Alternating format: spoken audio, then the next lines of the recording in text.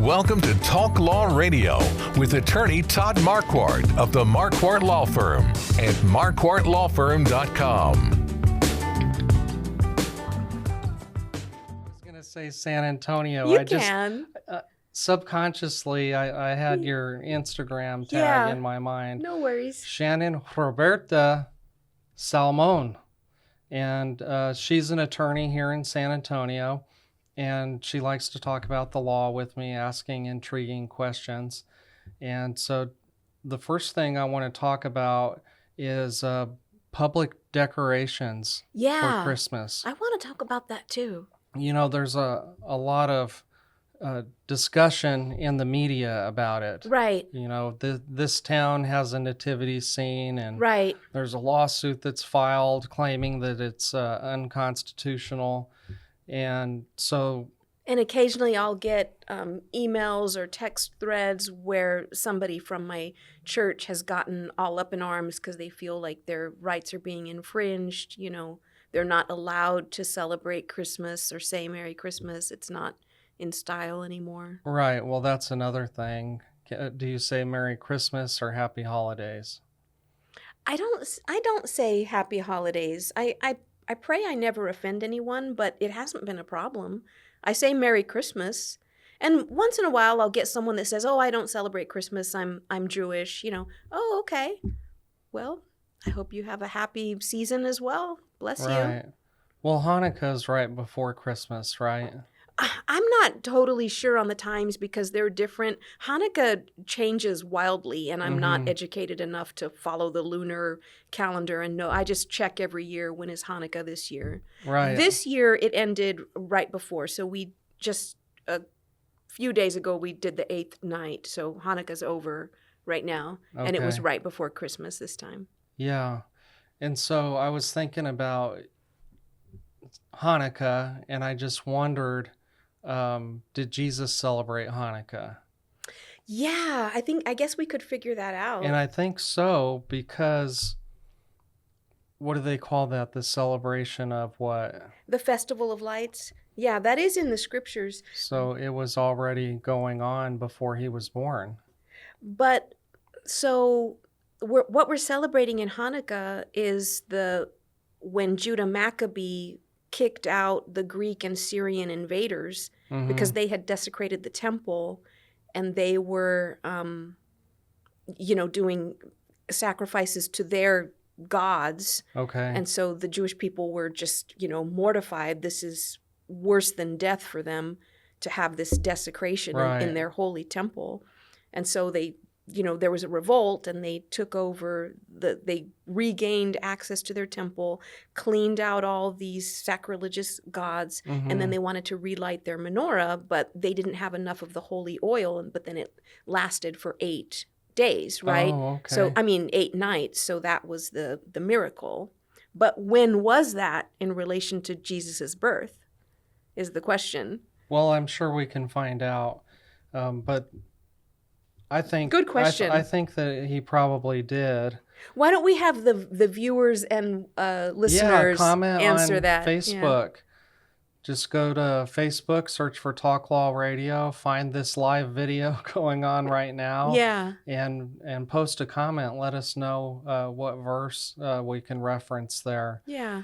I also wanted to ask about gifts, because you and Aaron and your family probably celebrate Hanukkah, and I don't know that much about it, but thank you for that very detailed explanation.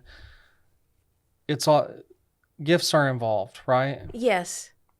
And the kids get to open a gift every day, or I can only speak for what we do, and so obviously I can't speak for all Jewish or interfaith families all across the world.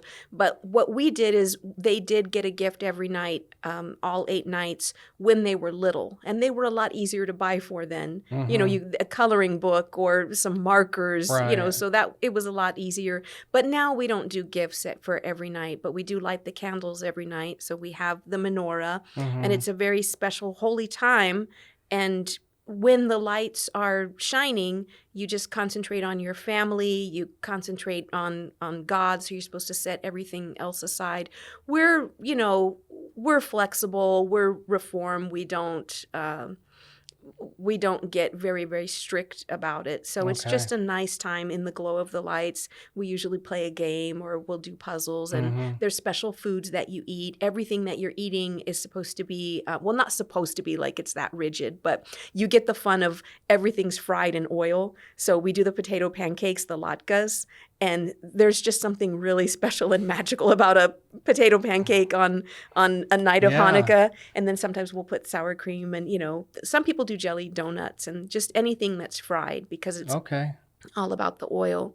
But no, we don't do gifts every night. That'd be quite a lot of gifts. So I want to ask you, have you heard of the reindeer rule? Tell me. Well, when the Supreme Court was analyzing whether it was unconstitutional to have a nativity scene in front of a government building, there was this case, Lynch versus Donnelly, where the justices didn't call it the reindeer rule. That just came later to sort of as a shorthand to talk about what the analysis was, whether the nativity scene was unconstitutional or not. But in this court case, the factors were, are there a presence of secular symbols like Santa Claus, reindeer, Christmas trees next to the nativity scene? Interesting. And so the court said if you have a display that has other non-religious stuff, then it is more likely to be okay. Okay. And so that's why they call it the reindeer rule. Yeah, throw Frosty the Snowman in there and we're good.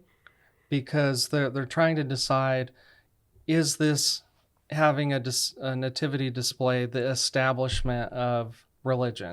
Yes. And I'm so glad that they're asking. I mean, you and I agree on this, that we love our Constitution. So we love that the Establishment Clause is in there.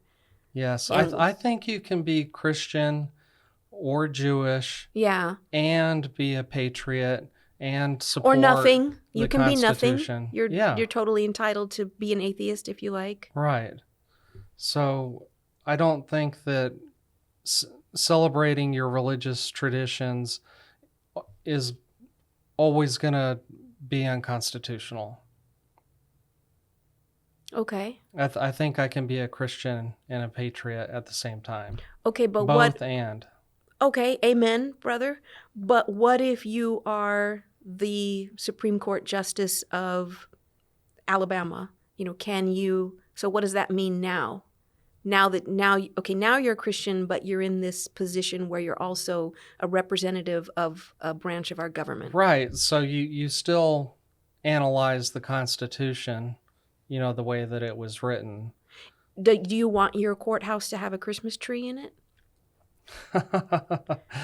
Can you have your Bible open on your bench when you're making your decisions? These are all great questions, Shannon. I would say yes, but I'm not in that position, and I don't know what all the rules are. I'm sure that when you go to judge school, they tell you. They tell you what to do and what not to do. Every new justice goes to judge school. Yes. Yeah, where they tell you this is what our traditions are. These are the rules, because you're not just naturally going to know that stuff. If you're a coach in a school, can you decide you're going to have a moment of prayer and take a knee every... I talked about that case. I think it was this year. I'll try and reference it in the comments. Yeah, it felt recent. I don't remember everything about it. They basically said he could do it. Yeah. But I also wanted to bring up the issue about other faiths, like the Jewish faith, whether they can have their symbols next to the nativity scene. Right. So, but that wouldn't always happen unless Hanukkah was like during the month of December, right? Right. I think it is all pretty much December. Oh, that reminds me what I wanted to tell you else about Hanukkah. I don't know for sure if this is true. Like I said, I'm not representing all Jewish people or something like that. Very unqualified to do that. But I have heard, and from other Jewish people that Hanukkah is actually not a major Jewish holiday. So it's just a pushback because little Jewish children, every year, the whole month of December is taken over by Christmas, right? So they feel like left out. So Hanukkah was made bigger on purpose. Okay. You know what I mean? Interesting. Could be true. Again, comments. Tell us in the comments. Yeah, let us know if you're Jewish. How do you celebrate Hanukkah, and how does it make you feel that Christmas is always in the news, in the media, on TV? The music is constant on every station. It starts right after Halloween now. Yeah, they just skip right over that other holiday, Thanksgiving. The other one, the one in between Halloween and Christmas. Right. I wonder if Mark loves Christmas. I bet he does. So we're going to take a break. We're going to talk about sinners and saints. You're going to love this segment because it's going to be fun. This is Talk Law Radio. We're talking about Christmas and the law. And there's many more laws that we could talk about, but we don't have that much time, as you know. But you can always go to Talk Law Radio if you want to be a guest or if you want to be a sponsor. Go to talklawradio.com. We'll be right back. This has been Talk Law Radio with attorney Todd Marquardt, brought to you by the Marquardt Law Firm. You can learn more at marquardtlawfirm.com. And be sure to listen to the full Talk Law Radio show Saturday mornings at 11 on 9:30 a.m. The Answer.